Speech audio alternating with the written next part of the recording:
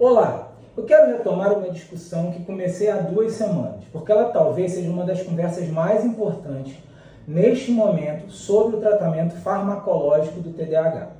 Naquele vídeo eu abordei um artigo muito provocativo de Faraone e Newcorn, publicado na Nature Mental Health, uma proposta que à primeira vista pode parecer simples, mas que tem implicações enormes.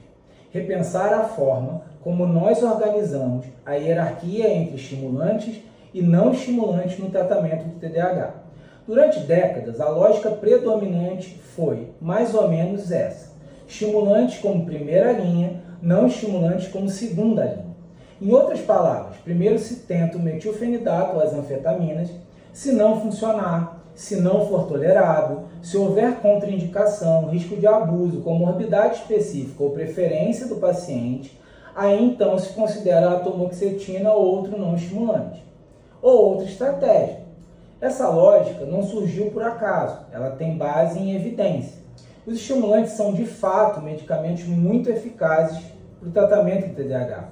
Estão entre as intervenções farmacológicas mais robustas da psiquiatria. Poucos grupos de medicamentos em saúde mental produzem melhora sintomática tão rápida e tão perceptível em uma parcela tão significativa dos pacientes. Quem trata TDAH de verdade sabe disso. Existe aquele paciente que chega completamente desorganizado, com um prejuízo funcional enorme associado ao seu déficit de função executiva, vivendo uma espécie de tempestade. E quando responde bem ao estimulante, descreve algo muito marcante. Fala, parece que o ruído diminuiu, parece que agora eu consigo escolher o que fazer, parece que minha cabeça obedece um pouco mais. Isso não é placebo, isso é um efeito clínico real. Então a discussão não é negar a eficácia dos estimulantes, isso seria tosco, seria trocar ciência por militância. O ponto de Faraone e Newcorn é outro, eles propõem olhar os dados de maneira mais refinada, perguntando se a superioridade média dos estimulantes sobre os não estimulantes justifica uma hierarquia tão rígida, tão automática e tão universal quanto aquela que muitas vezes adotamos na prática clínica. E aqui precisamos separar duas coisas: eficácia média em estudos e escolha terapêutica individual. Em média, estimulantes tendem a ter maior tamanho de efeito do que os não estimulantes. Isso é verdade.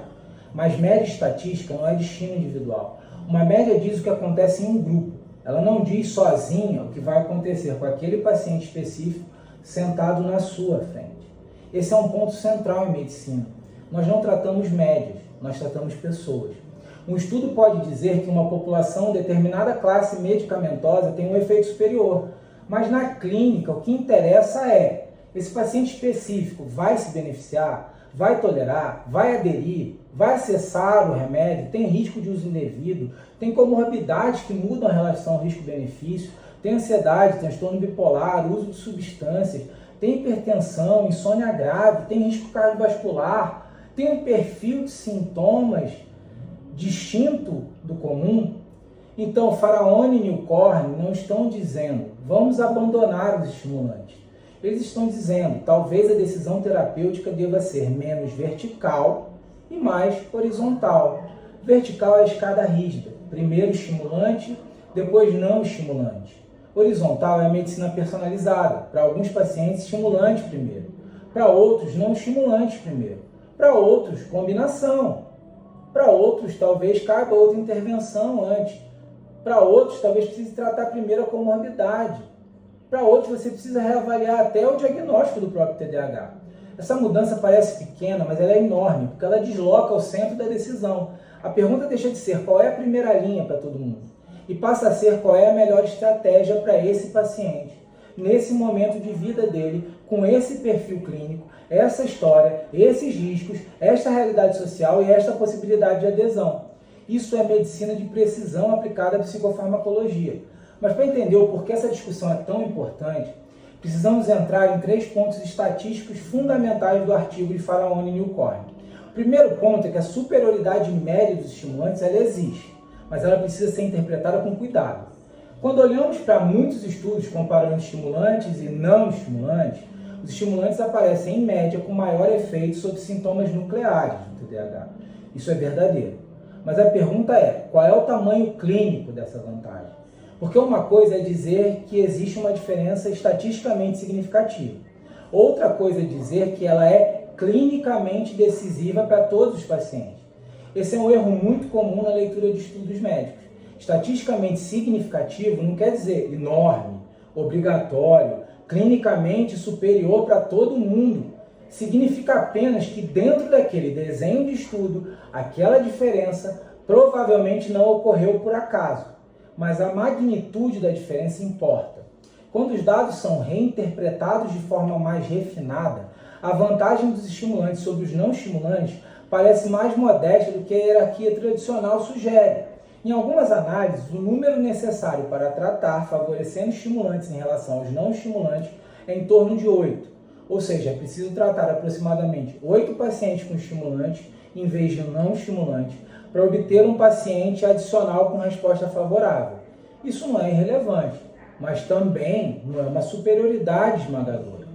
Para o leigo entender, se uma intervenção fosse dramaticamente superior à outra, esperaríamos que quase todo mundo fosse melhor com ela. Mas o número necessário para tratar em torno de 8 sugere uma vantagem pequena moderada. A mesma lógica aparece quando olhamos para medidas como área sobre curva, que indicam a capacidade de uma variável diferenciar quem responde melhor a uma classe ou a outra. Uma área sobre curva próxima de 0,56 significa uma capacidade discriminativa apenas discretamente acima do acaso. Traduzindo, os dados conseguem dizer que, em média, estimulantes tendem a ganhar, mas eles não conseguem prever com grande precisão qual paciente individualmente vai responder melhor ao estimulante do que ao não estimulante. Isso muda a conversa. Porque se a vantagem fosse gigantesca e previsível, faria sentido essa hierarquia rígida. Todos começam com o estimulante e ponto. Mas se a vantagem média existe, porém é moderada, e se a capacidade de prever a resposta individual é limitada, então a medicina precisa sair da média e olhar para o paciente. O segundo ponto é a heterogeneidade de resposta. Esse talvez seja o conceito mais importante de toda essa discussão. Heterogeneidade significa que os pacientes não respondem todos da mesma forma. Quando falamos estimulantes são mais eficazes em média, isso não quer dizer que todos os pacientes respondem melhor ao estimulante. Quer dizer que quando somamos muitos pacientes, a média favorece aos estimulantes. Mas dentro dessa média existem vários subgrupos. Há pacientes que respondem de forma extraordinária a estimulantes. Há pacientes que respondem muito pouco. Há pacientes que têm efeitos adversos extremamente limitantes. Há pacientes que melhoram a atenção, mas pioram a ansiedade, irritabilidade, sono. Há pacientes que respondem muito bem a não estimulantes. Há pacientes que precisam de combinação. Há pacientes cujo principal problema não é apenas a disfunção no circuito de recompensa, no córtex pré-frontal, mas desregulação emocional, uso de substâncias, ansiedade comórbida ou uma mistura clínica ainda mais complexa é a característica dele. A média estatística esconde essas diferenças. Esse é o problema das médias em medicina. Elas são úteis para orientar a população, mas podem ser perigosas quando substituem o raciocínio individual. Imagine 2 pacientes. O primeiro tem TDAH típico, desde a infância, prejuízo funcional grave, pouca ansiedade, sono razoável, sem uso de substâncias e sem risco cardiovascular. E apresenta uma resposta robusta a metilfenidato ou lisdexanfetamina. Para esse paciente, o estimulante pode ser a escolha mais lógica. Agora imagine outro paciente, adulto, com a disfunção intencional, ansiedade, insônia, histórico de uso problemático de substâncias e diagnóstico pouco claro. Para esse paciente, começar automaticamente com estimulante pode não ser a melhor decisão. A estatística média não resolve sozinha essa diferença. É por isso que a ideia de uma abordagem horizontal e individualizada faz sentido. Não é colocar estimulantes e não estimulantes como se fossem iguais em potência média. É reconhecer que a melhor escolha não depende apenas do efeito médio da classe, mas do perfil clínico do paciente. O terceiro ponto é talvez o mais negligenciado, a validade externa dos estudos. Validade externa significa o quanto os resultados de um estudo se aplicam aos pacientes que vemos na vida real. E aqui existe um problema grande. Muitos ensaios clínicos em TDAH, especialmente aqueles que sustentam a aprovação regulatória e comparações de eficácia, usam critérios de inclusão e exclusão muito rígidos. Isso é compreensível do ponto de vista metodológico. Para saber se o medicamento funciona, o pesquisador tenta reduzir ruído.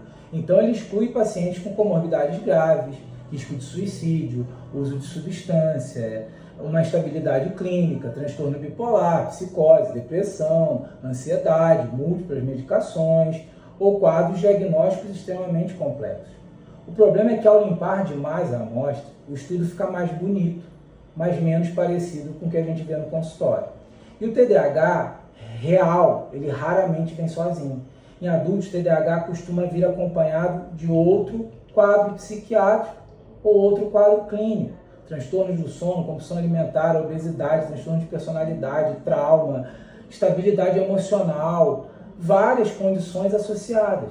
Então, quando um estudo exclui grande parte desses pacientes, ele responde bem a uma pergunta estreita. Esse medicamento funciona em adultos com TDAH relativamente puro, estável, sem comorbidades graves e dentro dos critérios de pesquisa, né? Mas a pergunta do consultório é outra. Esse medicamento é a melhor escolha para esse paciente real com TDAH, ansiedade, insônia, história de uso de substância, burnout, depressão recorrente? São perguntas diferentes. E é aqui que Faraone e Milcorn chamam a atenção para um ponto crucial. Uma proporção enorme dos adultos diagnosticados com TDAH na prática clínica seria excluída dos ensaios clínicos típicos. Em algumas análises recentes, algo em torno de 1/3, até mais da metade dos adultos com diagnóstico de TDAH poderia ser inelegível para estudos randomizados tradicionais, justamente por comorbidades psiquiátricas, uso de substâncias, risco clínico ou complexidade diagnóstica. Isso é enorme, porque significa que boa parte da nossa evidência mais limpa vem de pacientes que não representam os pacientes mais complexos que vemos no cotidiano. Então, quando alguém diz o estudo mostra que estimulante é a primeira linha, a gente precisa perguntar em quem? Em qual população? Com quais critérios de exclusão? Com quais comorbidades? Com qual grau de complexidade? Com qual risco clínico? Com qual história de uso indevido? Com qual diagnóstico diferencial? Esse cuidado não enfraquece a evidência, ele qualifica a evidência. Medicina baseada em evidência não é decorar o resultado de uma meta-análise, é integrar melhor a evidência disponível, experiência clínica e características individuais do paciente.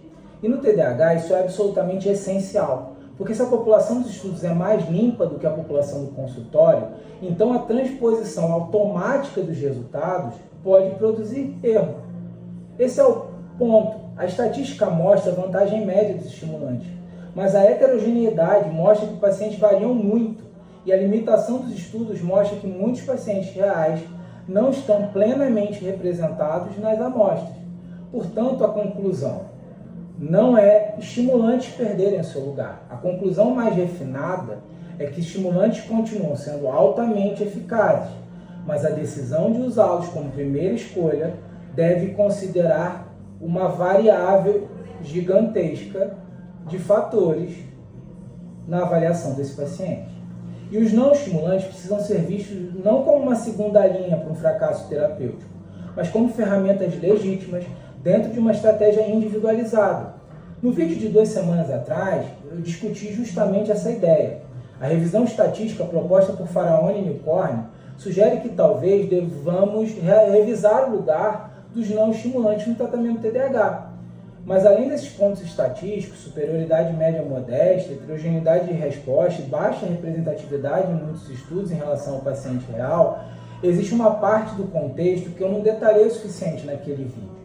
E essa parte é fundamental, porque esse debate não está acontecendo apenas porque 2 autores resolveram interpretar novamente números de meta-análise. Ele está acontecendo porque a vida real colocou a pergunta na mesa.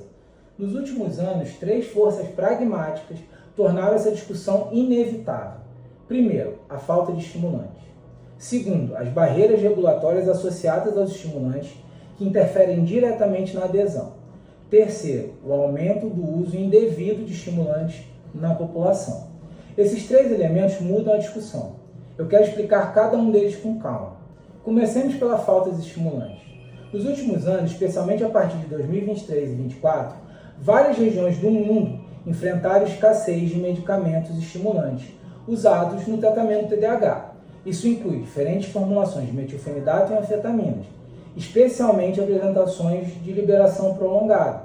Para quem não vive a clínica, isso pode parecer apenas um problema logístico, faltou remédio na farmácia.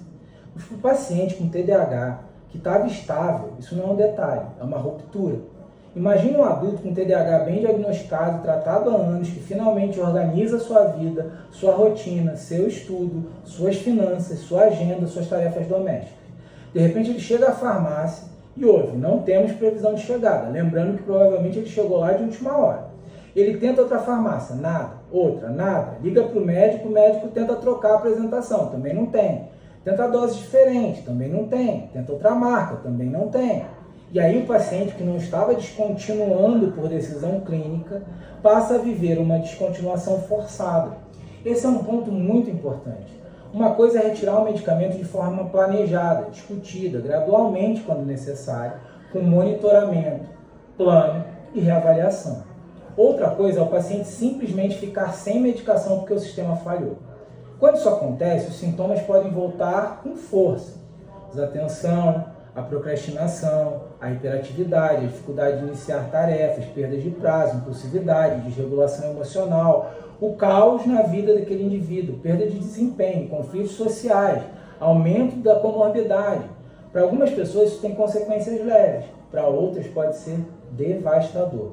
Pense em um médico, um motorista, um piloto, um advogado, um estudante de uma prova decisiva, que opera a máquina, um empresário que depende da organização, uma mãe ou um pai solo com múltiplas responsabilidades, um paciente com histórico de acidente por desatenção. O TDAH tratado não é apenas deixar de ficar distraído. Essa é uma visão infantilizada do transtorno. TDAH não tratado pode significar acidente, demissão, reprovação, dívida, impulsividade, conflito conjugal, abuso de substâncias, piora de autoestima, volta da depressão. Então a falta de estimulantes expõe uma fragilidade do nosso modelo terapêutico. Se organizamos o tratamento do TDAH em torno de uma classe farmacológica muito eficaz, mas que pode estar sujeita à escassez, controle regulatório rígido e problemas de distribuição, precisamos ter alternativas reais, não alternativas de fachada. Alternativas clinicamente respeitáveis. E foi isso que a escassez obrigou muitos clínicos a fazerem, usar não estimulantes de forma mais pragmática, mais precoce, mais séria, não por preferência teórica, por necessidade. E aí apareceu algo importante. Muitos pacientes responderam. Não todos, não na mesma velocidade dos estimulantes, não necessariamente com o mesmo tamanho de efeito agudo, mas muitos responderam com melhora funcional relevante. E isso reforçou a pergunta. Se os estimulantes podem funcionar bem em muitos pacientes, quando a escassez nos obriga a usá-los, por que eles deveriam ser vistos apenas como uma segunda linha automática em todos os casos? Essa é a primeira força. A segunda força são as barreiras regulatórias. Estimulantes são medicamentos controlados. Isso tem uma razão. Eles têm potencial de uso indevido. Podem ser desviados, vendidos, compartilhados ou usados fora de contexto médico. Portanto, é compreensível que existam regras mais rígidas para sua prescrição e dispensação. Mas aqui entra uma atenção clínica importante. A regulação tenta proteger a sociedade contra o uso indevido. Só que, ao mesmo tempo, ela pode criar obstáculos enormes para pacientes legítimos, ainda mais pacientes com TDAH. Em muitos sistemas, o paciente precisa de receita específica, renovação frequente, controle de quantidade, idas repetidas ao consultório, disponibilidade limitada em farmácia, regras rígidas para a dispensação, impossibilidade de renovação automática e, em alguns contextos, dificuldades adicionais, como esse paciente é tratado por telemedicina. Essas regras são pensadas para controlar risco populacional, mas na ponta elas recaem sobre um indivíduo que frequentemente tem exatamente dificuldade nas funções necessárias para cumprir essas regras. Isso é quase uma ironia. O paciente tem TDAH, ele se desorganiza, ele tem déficit de planejamento, ele tem uma memória retrospectiva e prospectiva ruim, manejo de prazos ruins, antecipação de consequências ruins, não controla a tarefa na sequência, o sistema diz, para manter seu tratamento, organize todo mês seguindo essa burocracia perfeita. Marque consulta, não esqueça a data, peça a receita, busque receita, confira a farmácia, veja se tem o medicamento, se não tiver, ligue em outras. Se a dose estiver em falta, fale com o médico. Se trocar a apresentação, ajuste. Se viajar, antecipe. Se perder a receita, recomece. Se a farmácia não aceitar, resolva. Se o prazo vencer, volte ao médico. É como pedir para um paciente com fratura exposta correr até o hospital para provar que precisa de muleta. Claro que a regra tem sentido em saúde pública, mas para o paciente o efeito pode ser perverso. E aqui entra um conceito importante. A adesão terapêutica não depende apenas da vontade do paciente. Muitas vezes, quando o paciente não toma a medicação corretamente, a interpretação simplista é: ele não aderiu. Mas a adesão é um fenômeno complexo, depende de eficácia percebida, efeitos adversos, custo, acesso, disponibilidade, rotina, cognição, apoio social, burocracia, relação médico-paciente, estigma e previsibilidade. O medicamento pode ser excelente farmacologicamente e péssimo operacionalmente. Se o paciente não consegue obtê-lo de forma estável, o tratamento falha, não por falta de eficácia da molécula, mas por falha de implementação. E isso é especialmente relevante no TDAH, porque o próprio transtorno compromete a capacidade de lidar com sistemas burocráticos complexos. Esse é o paradoxo. O tratamento de um transtorno de funções executivas frequentemente exige funções executivas impecáveis para ser mantido. Então, quando falamos em não estimulantes, não estamos falando apenas de eficácia em ensaio clínico. Estamos falando também de viabilidade terapêutica. Para alguns pacientes, um medicamento um pouco menos potente, em média, mas mais acessível, mais estável, menos burocrático e mais fácil de manter, pode gerar melhor resultado na vida real do que um medicamento estatisticamente mais potente, mas que o paciente não consegue acessar ele com regularidade. Isso é uma coisa que a medicina baseada em evidências às vezes esquece. Eficácia não é a mesma coisa que efetividade. Eficácia é o que funciona em condições ideais de estudo. Efetividade é o que funciona na vida real. Na vida real, farmácia fecha, receita vende, vence, paciente esquece, estoque acaba, consulta atrasa, o plano não cobra, a burocracia cansa, a vida não respeita desenho de ensaio clínico. A terceira força é o uso indevido. Esse ponto precisa ser tratado com muita precisão, porque há dois erros possíveis. O primeiro erro é negar o problema. O segundo erro é transformar o problema em estigma contra todos os pacientes com TDAH. Ambos são ruins. O uso indevido de estimulantes existe, isso é fato. Ele pode ocorrer de várias formas. Usar dose maior do que a prescrita, tomar em horários diferentes para virar à noite, usar sem ter o diagnóstico para estudar, usar para trabalhar mais horas, usar com o objetivo de emagrecer, usar recreativamente, compartilhar com os amigos, vender comprimidos, comprar de terceiros, pressionar médicos por doses sem indicação clínica. Em ambientes universitários e em certos grupos profissionais, estimulantes podem ser vistos como melhoradores cognitivos, como se fossem ferramentas de performance. E essa visão é perigosa. Primeiro, porque reduz uma medicação terapêutica a uma espécie de doping acadêmico ou profissional. Segundo, porque expõe pessoas sem indicação médica a riscos, como ansiedade, insônia, irritabilidade, taquicardia, aumento de pressão arterial, piora de sintomas psiquiátricos, uso compulsivo, mistura com outras drogas. Terceiro, porque prejudica o paciente com TDAH legítimo. Esse é o ponto que muita gente esquece. Quando há aumento de uso indevido na população geral, a resposta social costuma ser mais controle, mais medo, mais restrição, mais estigma. E quem sofre é o paciente que está doente. O paciente que tem TDAH desde a infância, que tem prejuízo funcional real, que tem um diagnóstico certo, que usa a medicação corretamente, ele passa a ser olhado com suspeita. Ele chega à farmácia e sente constrangimento. Ele fala do remédio e alguém diz: isso aí não é um tipo de droga? Ele conta que toma estimulante e alguém responde: ah, então você usa para render mais, né? Ele precisa viajar e enfrenta barreiras. Ele muda de médico e precisa provar de novo que não está buscando aquela medicação por abuso. Ou seja, o uso indevido por uma parcela da população contamina a percepção sobre toda a classe de medicamento. Isso é um problema de saúde pública e de comunicação científica. Portanto, quando Faraone e Milcorn propõem repensar a posição dos não estimulantes, esse debate aparece justamente no momento em que a clínica está pressionada por três lados: escassez, barreiras regulatórias e uso indevido na população geral. Agora percebem a sutileza? Nenhum desses três fatores isoladamente prova que devemos abandonar os estimulantes. Falta de medicação não significa que a medicação seja ruim. Barreira regulatória não significa que o remédio seja inadequado ou perigoso. O uso indevido por terceiros não significa que o paciente com TDAH não deva ser tratado, mas juntos, esses fatores dizem algo importante. Talvez o modelo estimulante primeiro para quase todo mundo, não estimulante depois, seja simples demais para a complexidade atual. Talvez precisemos de uma abordagem mais sofisticada, mais individualizada, mais horizontal, mais pragmática e mais atenta ao mundo real. E é justamente nesse cenário que surge agora um novo artigo, muito bem feito, que eu recebi semana passada. Goodman, Mago, Citrome, McIntyre, colaboradores, trazem a declaração de consenso da força-tarefa da American Society of Clinical Psychopharmacology sobre deprescrição de medicamentos estimulantes em adultos com TDAH. Para mim, esse artigo reforça a discussão anterior. Ele não é um desmentido de Faraone e Milcorn, ele é uma continuação. O primeiro artigo pergunta, será que precisamos repensar a hierarquia entre estimulantes e não estimulantes? E o segundo pergunta, em quais situações devemos considerar retirar os estimulantes? Essas duas perguntas pertencem à mesma família.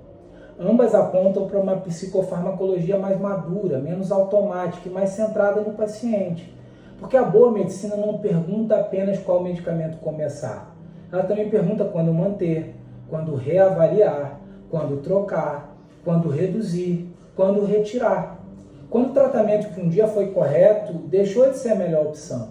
Essa é uma pergunta difícil, especialmente no TDAH. E por quê? Porque estimulantes funcionam muito bem para muitos pacientes. E quando algo funciona tão bem, tanto o médico quanto o paciente podem desenvolver uma espécie de inércia terapêutica. O paciente pensa, isso me ajuda, então eu preciso continuar. O médico pensa, ele está melhor, então eu sigo prescrevendo. Em muitos casos, na maioria deles, talvez isso esteja certo, mas em outros a realidade muda. O diagnóstico pode ter sido mal feito, a comorbidade pode ser mais impactante agora. Ele pode ter um problema que atualmente inviabilize o uso. O padrão de uso pode ter mudado, o benefício pode não estar presente igual é.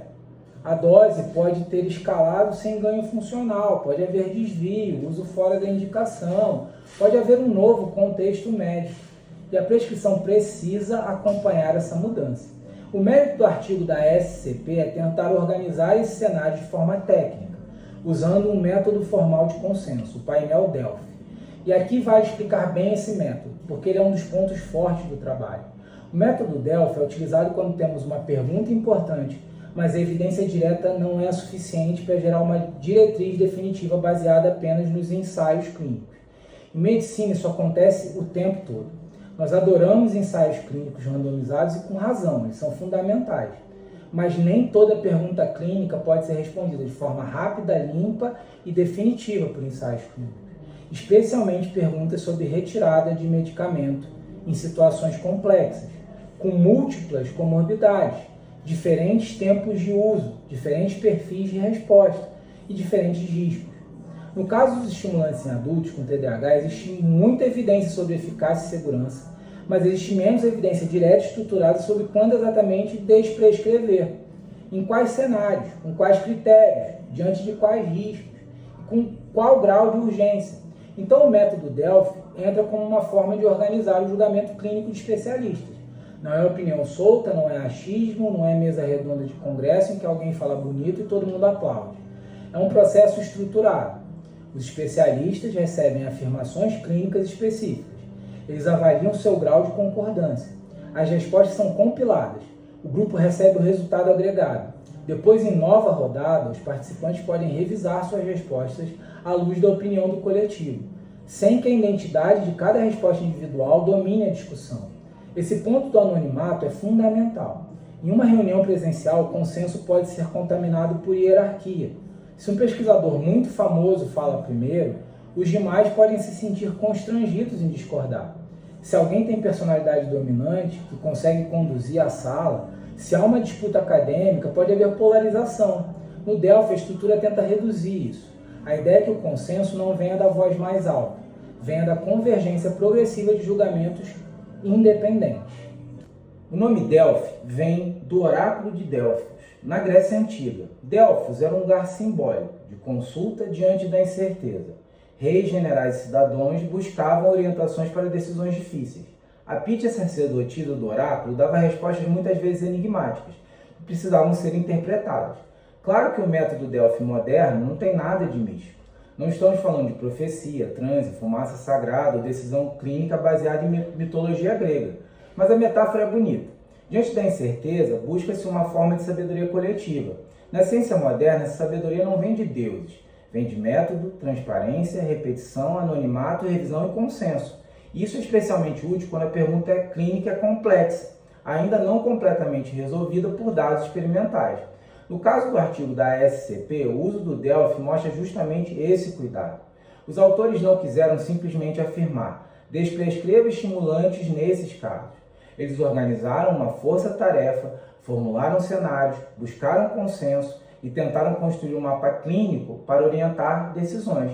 E o mapa que emerge é bastante sensato. O primeiro grande domínio é a eficácia inadequada. Isso inclui, antes de tudo, o diagnóstico incorreto. Esse talvez seja um dos pontos mais importantes de toda a discussão. Nos últimos anos, o diagnóstico do TDAH em adultos aumentou muito.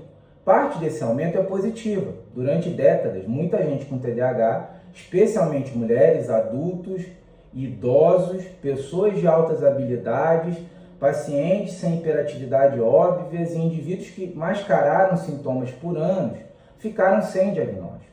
Então, sim, existe um subdiagnóstico histórico, mas também existe diagnóstico inadequado. As duas coisas podem ser verdade ao mesmo tempo. E a medicina do TDAH precisa ter maturidade para reconhecer isso. Nem toda desatenção é TDAH, nem toda procrastinação é TDAH, nem toda dificuldade de foco em um mundo hiperestimulado é TDAH, nem toda fadiga cognitiva é TDAH. Nem toda pessoa que se identifica com vídeos de redes sociais sobre TDAH tem TDAH. TDAH é um transtorno do neurodesenvolvimento. Ele exige história longitudinal, sintomas desde a infância ou adolescência, prejuízo funcional em mais de um contexto, persistência, padrão sindrômico, diferenciação com outros transtornos e avaliação cuidadosa de comorbidades. Ansiedade pode produzir desatenção. Depressão pode produzir apatia, perda de energia e dificuldade de concentração. Privação de sono pode simular o TDAH. A apneia obstrutiva do sono pode imitar o TDAH. O uso de cannabis pode prejudicar a atenção e memória. Trauma pode produzir hipervigilância, dispersão e dificuldade de regular a emoção. Burnout pode produzir sensação de um colapso da função executiva.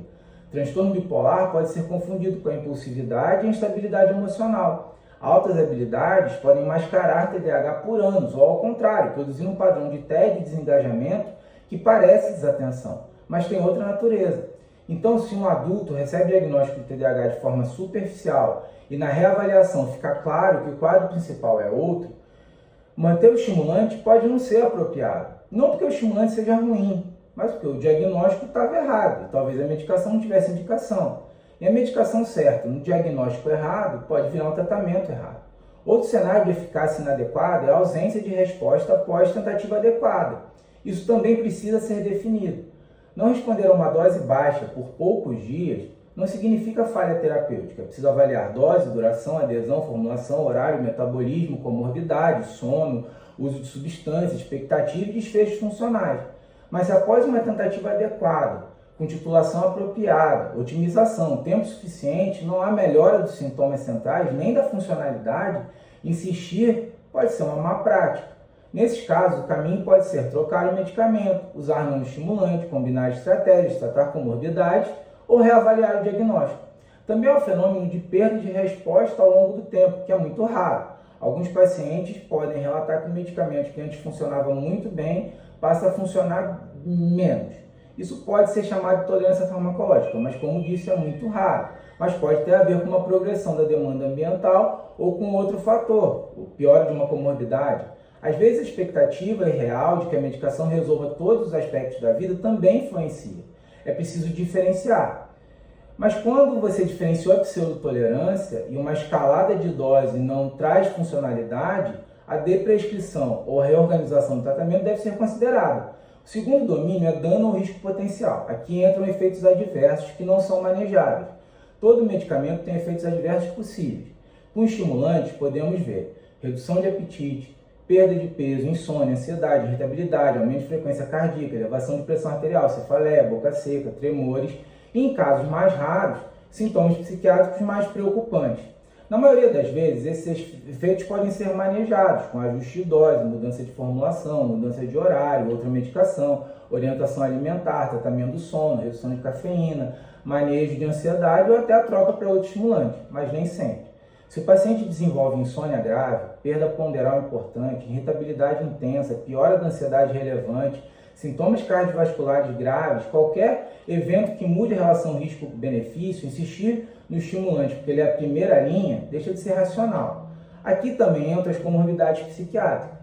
Em um paciente com transtorno bipolar não estabilizado, sintomas psicóticos, paranoia, mania, ansiedade grave descompensada ou uso ativo de substâncias, o estimulante pode até ser inadequado ou exigir muita cautela.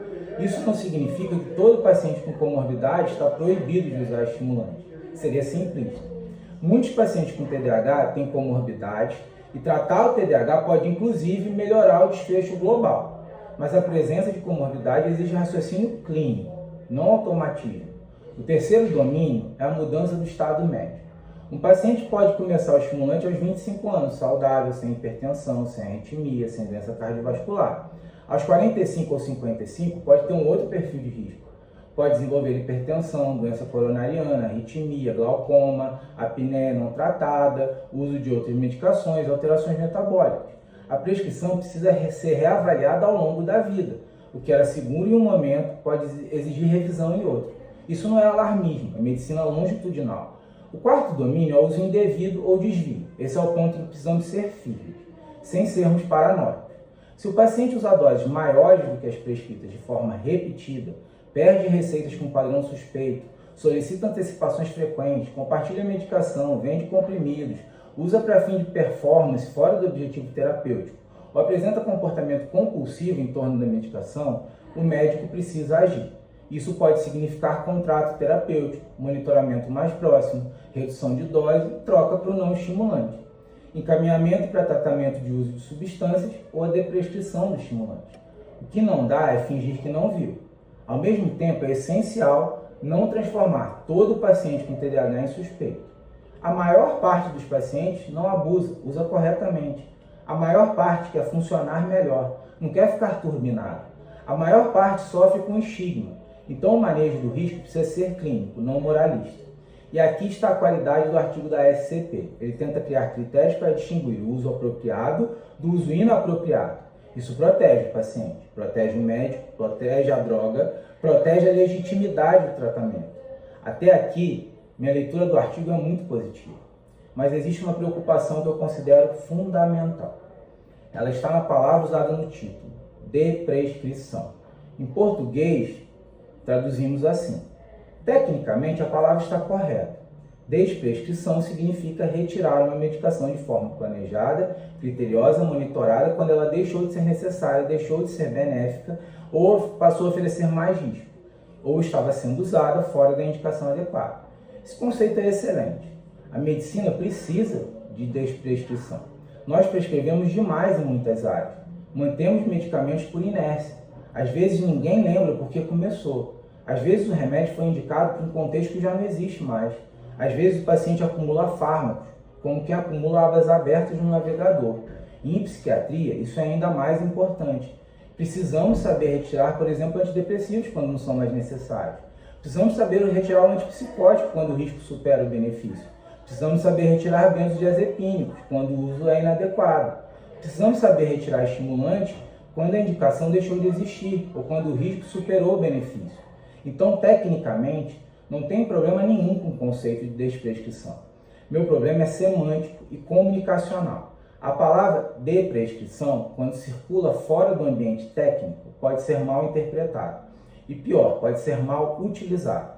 Para um médico treinado, a palavra significa reavaliar racionalmente uma prescrição. Para a mídia sensacionalista, pode virar: especialistas defendem parar com os estimulantes em pacientes com TDAH. Para grupos que ainda questionam a existência do TDAH, pode virar: até os especialistas estão admitindo que esse tratamento era exagerado. Para movimentos anti-psiquiatria, pode virar munição contra diagnóstico e farmacoterapia. Para profissionais mal intencionados, pode virar instrumento de marketing. Eu não uso estimulantes, eu trato de verdade. E para pacientes que têm acesso ao título, à manchete ou a um vídeo recortado, mas não tem formação técnica para interpretar o artigo, pode virar medo. E medo muda comportamento. Um paciente bem diagnosticado, bem tratado, funcional, que usa corretamente, pode pensar: será que eu estou tomando uma coisa perigosa? Pode reduzir dose por conta própria. Pode parar do nada. Pode esconder do médico. Pode abandonar o tratamento. Pode resistir a uma medicação que seria apropriada. E aí o dano não vem do artigo. O dano vem da interpretação ruim desse artigo. Nós já vimos esse filme com os benzodiazepínicos. Durante anos, a discussão pública sobre benzodiazepínicos foi sendo reduzido a uma narrativa simplista. Benzodiazepínicos são perigosos. Claro que existem riscos. Existem riscos de dependência, abstinência, sedação, quedas, prejuízo cognitivo, acidentes, interação com álcool e opioides, uso crônico sem indicação, especialmente em idosos frágeis e populações vulneráveis. Esses riscos são reais, mas a comunicação pública transformou o risco contextual em condenação universal. E isso é um erro.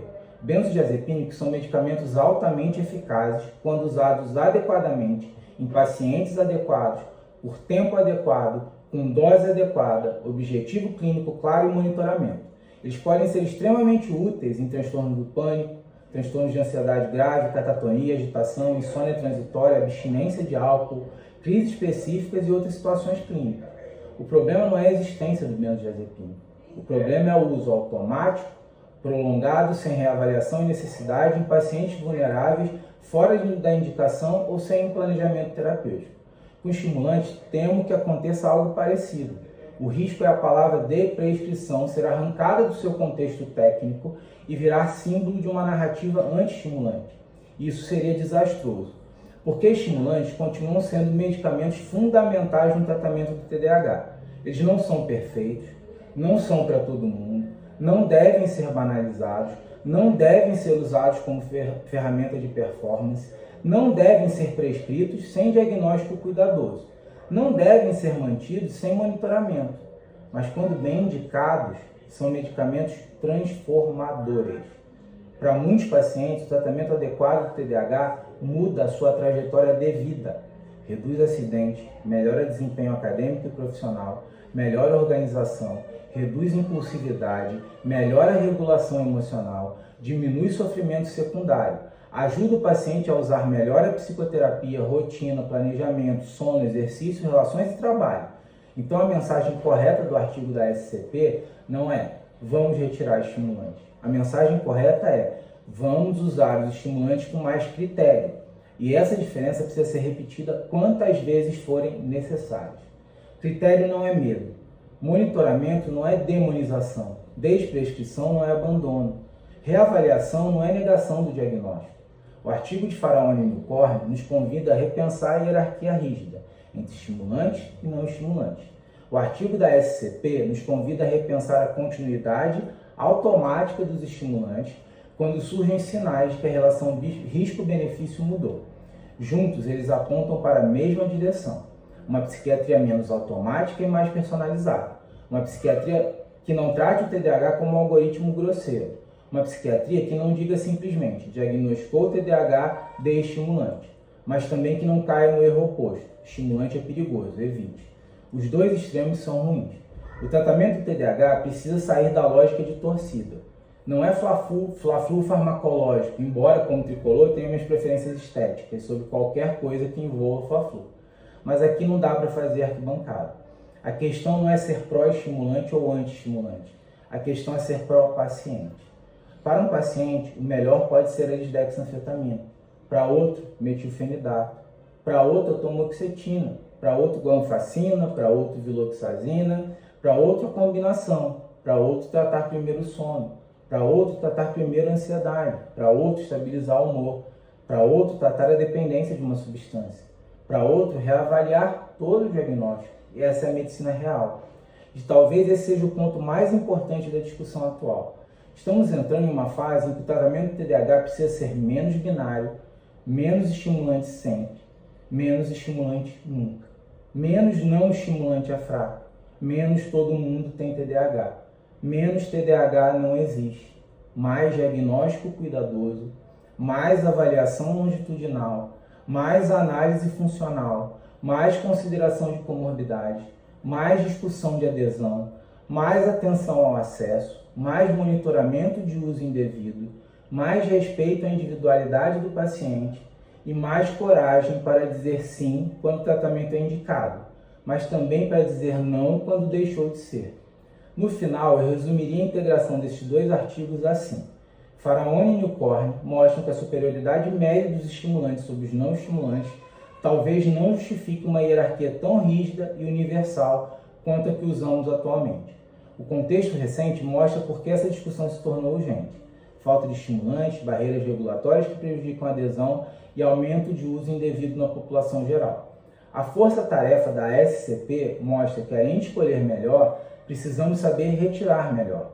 E minha preocupação é que a palavra de prescrição, embora tecnicamente correta, seja usada de forma errada por mídia, grupos ideológicos, profissionais oportunistas ou pacientes sem repertório técnico para interpretar os artigos. Por isso, a mensagem final precisa ser muito clara. Deprescrever estimulante não significa negar o TDAH, não significa demonizar estimulante, não significa abandonar tratamento, não significa dizer que pacientes adultos devem parar a medicação. Significa retirar de forma planejada, monitorada e clinicamente justificada uma medicação que deixou de ser apropriada para aquele paciente naquele momento. Se o diagnóstico está correto, se há prejuízo funcional, se o estimulante funciona, se é bem tolerado, se não há uso indevido, se o risco-benefício permanece favorável, o tratamento tem que ser mantido e defendido. Se o diagnóstico estava errado, se não houve resposta, se há dano, se há risco novo, se há piora de comorbidade, se há uso indevido, o tratamento tem que ser reavaliado e, quando necessário, deprescrito. Isso não é contradição, isso é medicina. E talvez seja exatamente esse o amadurecimento que o tratamento TDAH precisa agora. Não abandonar estimulantes, não idolatrar estimulantes, usá-los melhor. E usar melhor significa também saber quando eles não são a melhor escolha. Porque psicofarmacologia de alto nível não é apertar o mesmo botão para todo mundo. É formular o caso, é entender o paciente, é conhecer a evidência, é considerar contexto, é monitorar desfecho, é corrigir rota, é ter humildade para começar e ter responsabilidade para parar, quando for preciso. Não por medo, não por manchete, não por ideologia, mas por ciência, clínica e cuidado. Obrigado.